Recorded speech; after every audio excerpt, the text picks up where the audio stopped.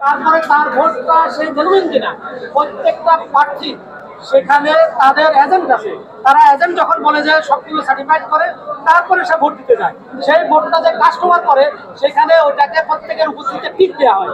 এখানে duplicate vote দেওয়ার কোনো সুযোগ নেই। আমি আপনাদেরকে বিনীত অনুরোধ করবো, কোনো ব্যক্তি যদি ডুপ্লিকেট ভোট দেওয়ার চেষ্টাও করে, আমাদের এখানে নির্বাহী ম্যাজিস্ট্রেট আছে, আমাদের নির্বাহী ম্যাজিস্ট্রেট আমাদের বিশ্ববিদ্যালয়ের শিক্ষকরা সহ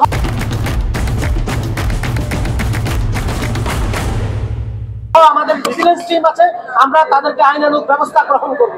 এটা আমি আশা করছি যে একজন শিক্ষার্থীও এই ধরনের কাজ করবে না, কারণ তারা যেই চেকের মাধ্যমে ভোট দিচ্ছে সেখানে কালিটা আমি মনে করি যে এটা একটা অর্নামেন্টাল।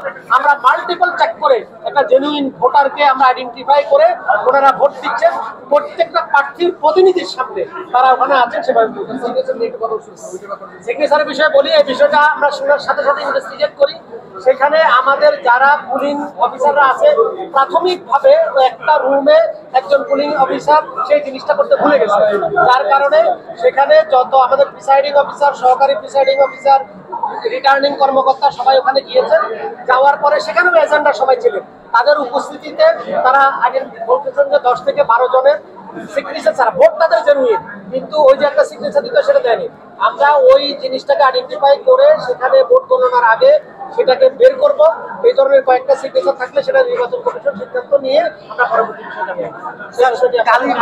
কালির বিষয়টা আরেকটু বলবেন? কালির বিষয় 10 বছর বলতে পারবো যা বলছেন আমরা